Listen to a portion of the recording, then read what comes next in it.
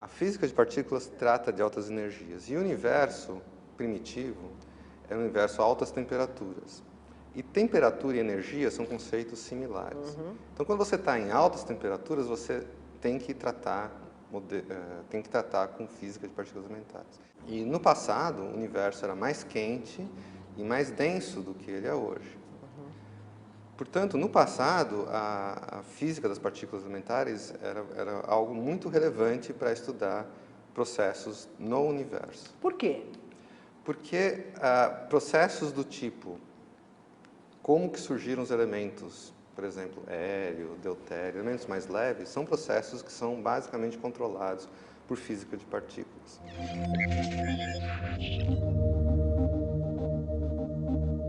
Hélio é um núcleo atômico muito simples, são 2 prótons e 2 nêutrons. Mas a maior parte do hélio que a gente observa no universo foi formada nessa época da nucleossíntese, que é da ordem de 3 minutos. 3 minutos... Depois do início do universo. Depois do que seria o início do universo. 3 minutos em 14 bilhões de anos é nada. Então, isso é interessante, porque a física, o que a gente conhece de física, explica a história, basicamente explica tudo que a gente conhece da história do universo, de 3 minutos até agora. E a nucleossíntese, por enquanto, essa época, a nucleossíntese é o dado observacional mais próximo ao Big Bang que a gente tem, por enquanto. A gente observa o universo hoje. Pois é. E hoje tem átomos de hélio, então a gente tem que medir os átomos de hélio, por exemplo, e ver a quantidade de átomos de hélio que existe Hoje? Hoje. Aí você vai dizer, mas quem me garante que os átomos de hélio que tem hoje é a mesma quantidade que foi produzida lá 3 minutos? E não é. Se as estrelas produziram hélio, também produziram outros tipos de outros metais, que certamente não foram produzidos lá nos 3 minutos. Não deu para produzir metais. Parou em hélio, parou em deutério, pouco de lítio, mas parou por aí.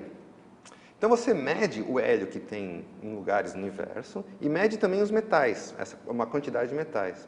E mede em vários lugares. Aí o que você tem? Você tem um gráfico. Eu adoro fazer gráfico. Então tem um gráfico que seria uma coisa assim. Então nesse eixo aqui, teria a quantidade de hélio. Tá.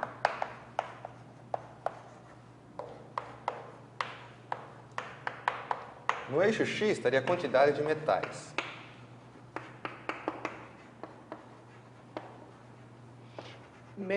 Hélio e metais encontrados nas estrelas, encontrados em estrelas, observado por causa observados. disso, por espectroscopia. Por espectroscopia, Okay. Exatamente. Tá bom. Aí você vai numa estrela, tá aqui, essa é a quantidade de hélio, essa é a quantidade de metais. Vai em outro lugar no universo, sei lá, tem menos hélio e tem menos metais também. Tá. Aí você tem um gráfico, sei lá, vai ter erros experimentais. Claro.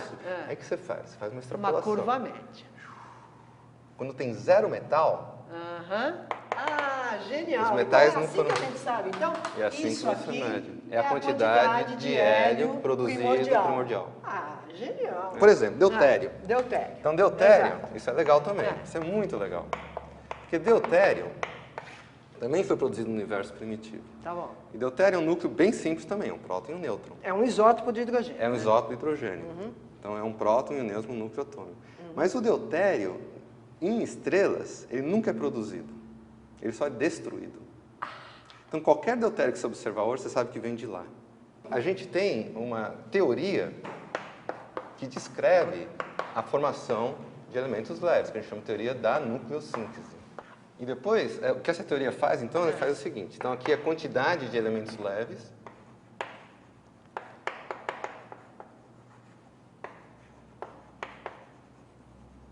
Elementos leves então, são... leves são hélio, deutério... lítio, um pouco de lítio. Pouco de lítio. Mas aqui nesse gráfico, eu vou pôr uma coisa que tem a ver com uma propriedade do universo. Então, essa propriedade do universo, uma coisa que você vai me perguntar mais tarde, é o número de baryons. Isso, então, isso nós vamos mesmo perguntar então, mais tarde. Essa é uma das maneiras de você determinar o número de baryons. E número de baryons, o que é báryon? Báryon é um próton. Báryon é um próton, número de prótons, se você quiser. E aí o que acontece? Isso daqui é uma coisa interessante. Então, isso daqui é um gráfico, eu vou fazer um gráfico primeiro teórico. Tá, mas espera aí, teórico com base em quê? Teórico. Com então, essa teoria aqui é. A teoria de partículas elementares Tá. e depende basicamente do número de prótons. Tá, isso aqui é o teórico. Aí você vai e mede, aí você vai ter um erro também experimental, certo? Tá bom. Muito bem. Aí você vai e mede. Então, sei lá, mediu isso daqui, tá aqui. Mediu esse daqui, porque aí é um erro assim também. E mediu esse daqui. Então, essas caixas aqui, digamos que são caixas de medidas experimentais. Eu desenhei um pouco errado, mas o que é importante é que existe uma faixa da quantidade que está aqui, que é o número de prótons, que explica todas as quantidades. Se você pegar o número de prótons nessa faixa, você consegue explicar todos os dados observacionais com a teoria. Tá? Então, isso aqui está um pouco errado, aqui tem uma concordância entre a teoria e a observação. Exatamente. Então, essa concordância é que fixa esse número de prótons. Fixa esse número de prótons aqui. Com certo erro, obviamente, mas fixa o número de prótons. Então, eu vou falar de quantos prótons tem mais ou menos por metro cúbico no universo. E quando eu falo número de prótons, você tem que tomar muito cuidado, eu tenho que tomar cuidado. Eu quero dizer que é em média, assim, no universo. Não é o próton que tem aqui. Não é aqui, né? É em média no universo. E o universo é muito mais vazio do que aqui. Muito. Mas, enfim, o número de prótons é da ordem a densidade do número de prótons no universo. No universo. Tá bom. Não é nessa sala. Tá. É da ordem de 0,1 prótons. É até chato falar 0,1, mas é isso. Prótons por metro cúbico. Por metro cúbico. É muito pouco próton. É muito pouco próton.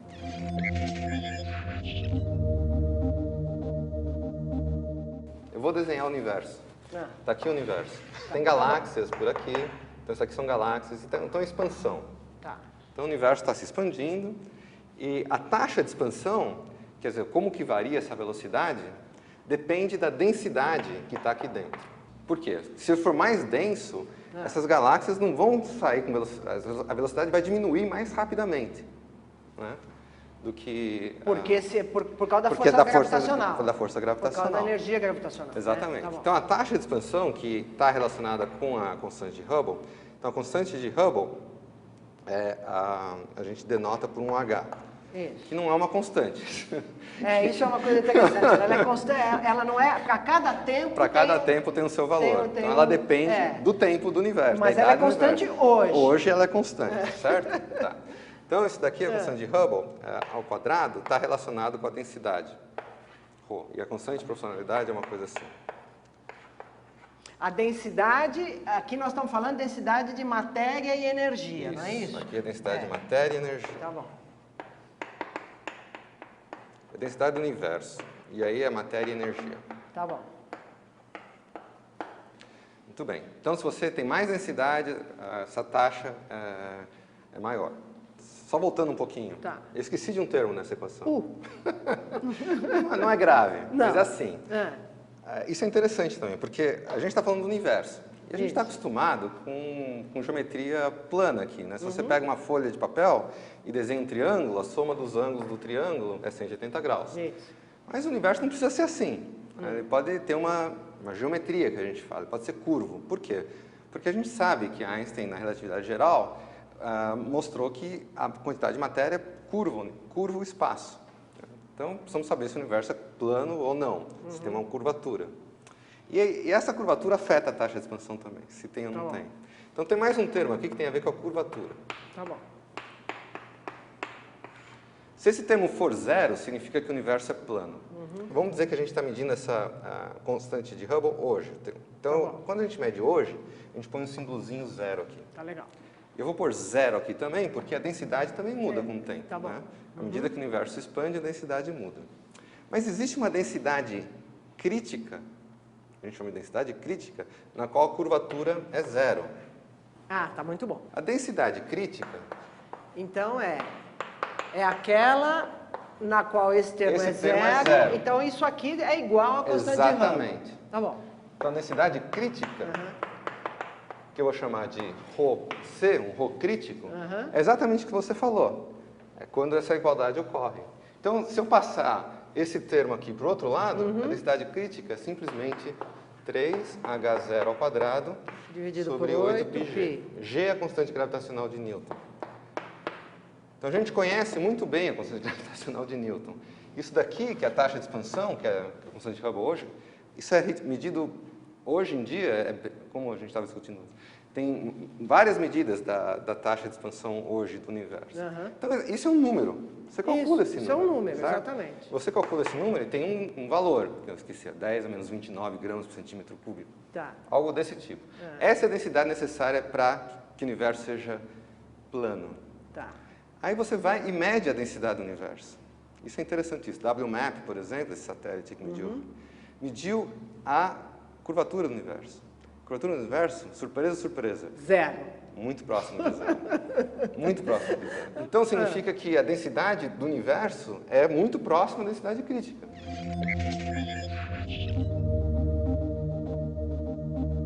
Mas do que é composta essa densidade? Aí que a gente vai. Então, do que é feito o universo? Exatamente.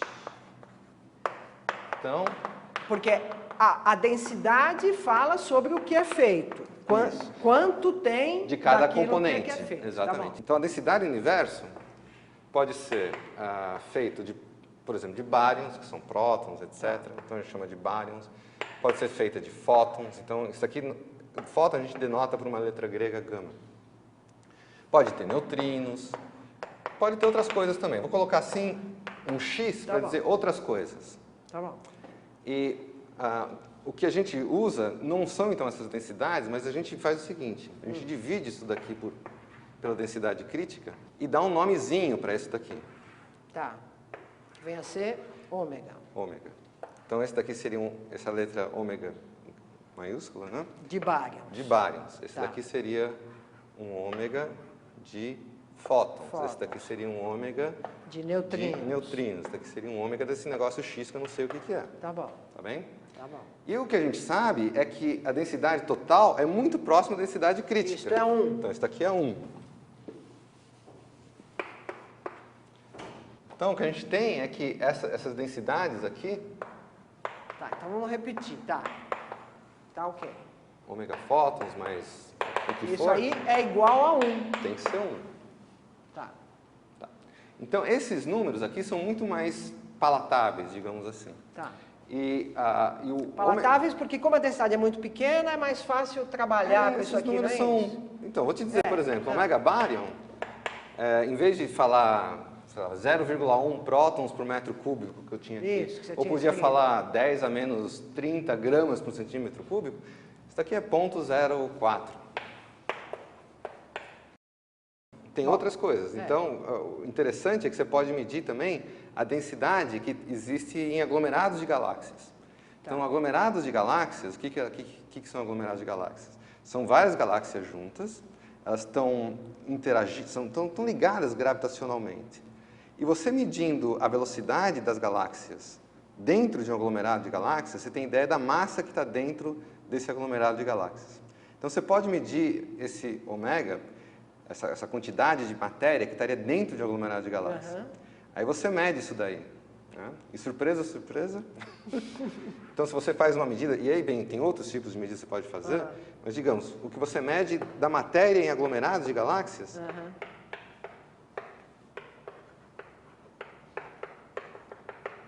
você esperaria encontrar algo dessa ordem, porque, afinal de contas, são matéria bariônica. E as estrelas, que a gente sabe, são feitas de bárions. As estrelas, poeira, tudo é feito de prótons e nêutrons e átomos e coisas assim. Mas você vai medir em aglomerados de galáxias e outros lugares também, e você encontra que isso é da ordem de 0,25. Muito maior. Muito maior do que bárions. Tem galáxias. Tem gente que sabe desenhar galáxias muito melhor do que eu, mas enfim. Tá bom, essa tá boa. Galáxias, assim... Tá. E elas estão interagindo gravitacionalmente. Isso. Então, elas têm um movimento peculiar, um movimento próprio delas. Você mede essa velocidade. E quanto maior a massa que está aqui dentro, maior essa velocidade.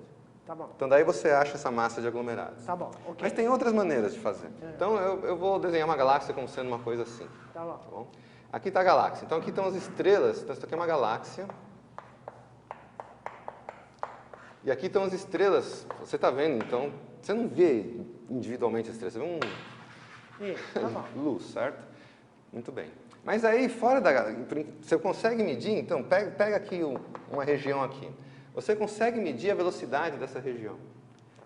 Por quê? Porque ela emite luz, se a galáxia ela não está parada, ela está em rotação. Tá bom. E nós estamos vendo ela daqui. Nós estamos vendo daqui. Então, pode ser que a estrela esteja, essa parte está vindo para cá, vai ter uma outra parte que está vindo para lá, e você, através da luz, você vê um desvio das linhas espectrais e consegue medir a velocidade. Tá bom. E consegue medir a velocidade também de coisas que estão, digamos, fora dessa parte luminosa, porque além das estrelas, tem regiões aqui que emitem uma certa luz, tipo de radiação, não é exatamente luz visível, mas regiões que têm hidrogênio, que estão até meio fora assim, da galáxia.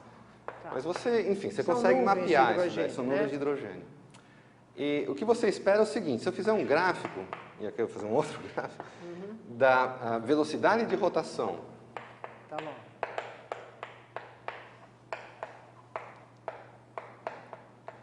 Como função do raio, porque a galáxia tem um raio definido. Né? Passou daqui, você não vê mais estrelas, por exemplo. Então, eu vou dizer que esse raio da galáxia está aqui. Esse é o raio da galáxia chamado de R. Então, o que você esperaria é o seguinte, enquanto tem essa matéria, né, essa velocidade aumenta.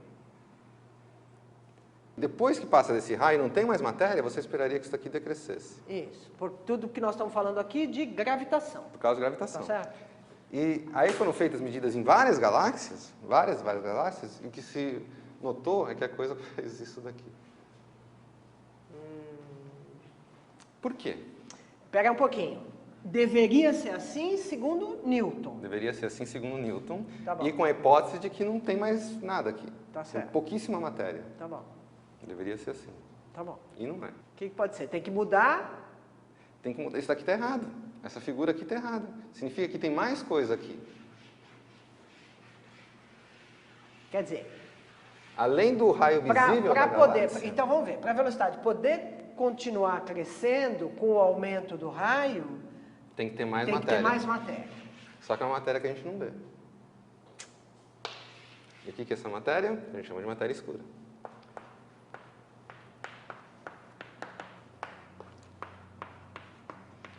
Aí você vai me perguntar, bom, e essa matéria escura pode ser baryons? Aí você mede a contribuição dessa matéria escura para a densidade, dá muito maior que 0,04. Então essa matéria escura não Bariônica. baryônica. Não é bariônica porque se fizer a hipótese de que existe essa matéria escura para contemplar isso aqui, aí o valor não vai ser esse Não, aqui. vai ser maior. Tá. E esse isso valor aqui é observacional. É observacional também de mais de uma fonte. Nucleossíntese e radiação cósmica de fundo. A maior parte das pessoas, eu inclusive, acreditam que matéria escura é feito de partículas elementares. Quais são as propriedades que essas partículas têm que ter? Primeiro, para você não enxergar a partícula, você não enxerga. Tá.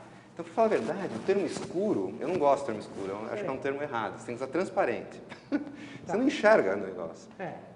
E você não enxerga por quê? Porque ela não interage com a luz. Para não interagir com a luz, ela tem que ser eletricamente neutra. Não pode ter carga elétrica. Porque se tiver carga elétrica, ela interage com a luz e não se enxergaria. Tá bom. Então tem que ser neutra. Tá. A outra condição, que você pode pensar que é trivial, mas não é que ela está aí. O que significa ela está aí? Significa que a maior parte das partículas do modelo padrão, elas são produzidas e se desintegram rapidamente. Por exemplo, bóson W, bóson Z. Então essas partículas, você produz e elas se desintegram em frações de segundo. Sei. Essas não.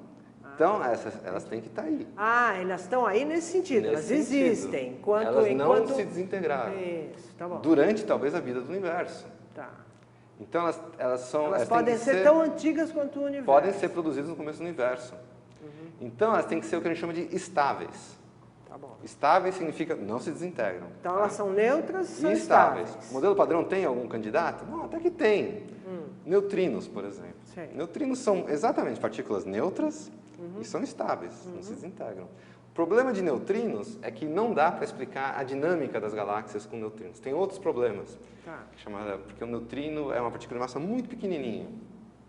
E você pode calcular a densidade de neutrinos no modelo padrão, no universo, e é muito menor do que esse ponto 25. Então, acho que o neutrino está descartado. Então, se você perguntar para um físico de partículas, ele vai dizer, provavelmente, 90% dos físicos de partículas vão dizer que, bom, o melhor candidato para matéria escura é um neutralino. Mas nunca foi visto um neutralino. Então, primeiro é o seguinte, a matéria escura está aí, está na nossa galáxia, está passando por aqui. Está aqui, né? Por você passam bilhões de partículas de matéria escura por segundo. Por você também. E por mim também. Talvez um pouco mais por mim, porque eu sou maior que você. Mas a gente não percebe essa matéria escura. Por que não percebe? Porque ela interage, a interação dela é muito fraca. Parecida com o neutrino, a interação é parecida com o neutrino. É como se fosse um neutrino pesado, para falar a verdade, não é muito diferente. Mas enfim, a interação é fraca, mas tem alguma interação. Então, dessas bilhões que passam por nós, algumas vão interagir. É claro que a gente não vai perceber. Então você tem que construir detetores altamente sensíveis, que quando uma dessas partículas interage, uma dessas partículas vai interagir com o detetor, você consegue detectar. A gente estava discutindo a contribuição de uma matéria que não era bariônica. E nós chegamos à conclusão que várias evidências indicam a existência de uma matéria, que a gente chama de matéria escura, não bariônica. Não só de aglomerados de galáxias. Então, eu vou colocar, em vez de colocar aglomerados de galáxias, vou colocar aqui matéria escura. Tá bom. Agora, a soma desse negócio aqui era 1. Tem que ser 1. Então tem que ter Então, aqui alguma matéria outra coisa. bariônica quer dizer que é 0,04 de 1, quer dizer que é 4%. 4%. Tá. Aqui quer dizer que é 25%. Aí tem que ter mais coisa. É, eu escrevi mais só coisa deu aqui. 30. Escrevi neutrinos, escrevi fótons. Bom, a contribuição de fótons hoje é muito pequena. A gente sabe qual é, é a radiação cósmica de fundo. É a radiação cósmica de fundo. A contribuição para a densidade de energia é muito pequena. O que não é a mesma coisa que o número de fótons por centímetro cúbico. Certo. Tem muito mais fóton num pedaço de espaço do que bárions. Mas a energia deles é muito pequenininha. Então, a contribuição para a energia é muito pequena. Tá? Então, isso aqui é basicamente desprezível hoje, que na verdade é um universo primitivo, mas hoje ele é desprezível. Tá bom. Isso aqui também é basicamente desprezível. Então, o que é? Então, o que é? Então, o que a gente acha que é, e tem várias evidências, acha uma palavra muito ruim. Nós temos muitos indícios de que existe uma outra componente que é dominante, vai ser dominante sobre tudo isso, que é o que a gente chama de energia escura. Que é algo totalmente diferente de matéria escura. Matéria escura é matéria do jeito que a gente conhece, atrai outras matérias. Não é? Energia escura não, é uma componente do universo que dá origem a uma repulsão, é uma antigravidade. E a gente não sabe qual é a origem disso daqui. A gente não tem nenhum modelo. É um problema muito sério em física de partículas. A gente não sabe o que é energia escura. A gente não sabe também o que é matéria escura. Mas matéria escura, pelo menos, tem candidatos plausíveis. Sim. Mas energia escura não tem nenhum candidato plausível. Então, esse é um problema que a cosmologia coloca para a física de partículas. Para a física de partículas.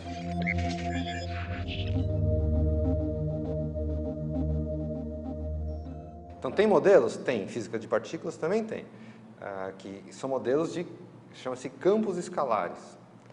Que esses campos escalares no universo poderiam ter um efeito de energia escura. Mas não existe nenhuma evidência para isso ainda, e também não existe nenhum modelo que as pessoas considerem satisfatório. Campo escalar é uma entidade, digamos assim, que preencheria todo o universo. Todo o universo. Porque essa energia escura está associada com uma energia que a gente chama de energia de vácuo também. Então, se você pega um pedaço do universo, o mais vazio possível, não está vazio. Tem energia lá dentro que está associada com o próprio, no caso do que se chama constante cosmológica, estaria associado com o próprio espaço. No caso de ser o que chama campo escalar, estaria associado com a energia desse campo escalar. Agora, eu gosto de pensar assim, pensa no mar, né? Um mar bem calmo, um lago. Então, o campo escalar seria esse lago. E agora, o campo, se você joga uma pedra nesse lago, se forma ondas. Essas ondas são as partículas associadas a um campo. Então, toda partícula tem um campo associado. Então, o elétron tem um campo associado, um fóton tem um campo associado, e as partículas são excitações desse campo, essas ondas que acontecem. No modelo padrão das partículas elementares, existe um campo escalar que ainda não foi detectado. Chama-se bóson de Higgs. Exatamente. Por isso que, tá certo. Então o bóson de Higgs, esse que está procurando no LHC e tal, ele não é uma partícula, ele é um campo? Todo campo tem uma partícula associada. Então tem a partícula e ao contrário. que se vai buscar. Então, lembra da pedra que tem que jogar e que forma partícula? Mesma coisa. O que a colisão de prótons no LHC vai fazer é perturbar o lago e fazer a partícula de Higgs. E você vai detectar a partícula de Higgs. Mas o campo de Higgs também tem um efeito gravitacional, porque tem energia lá dentro. Sabe qual é o problema? O problema é que se você pegar o que em física de partículas a gente acha que é o valor esperado, a contribuição para a energia escura do campo de Higgs é muito, muito, muito maior do que o observado. Porque a energia associada à energia de vácuo é da ordem, a gente usa a escala de energia de elétron-volts, é 10 a menos 3 elétron-volts. E a energia associada ao bóson de Higgs é da ordem de 10 a 12. 10 a 12 elétron-volts. Então, uma diferença de 10 a 15. Tá bom. 1 seguido de 15 zeros. Quer dizer, se a energia escura fosse a energia de vácuo, teria que ser esse valor aqui. É essa escala de energia. Se for o campo escalar, é essa escala de energia aqui. Ou seja, esse negócio ou é uma coisa ou é outra coisa. Ou então tem falta... algo que cancela a contribuição do Higgs, a gente não sabe o que é. A gente não sabe. Tá bom. A gente não sabe. Então, foi um grande problema essa história.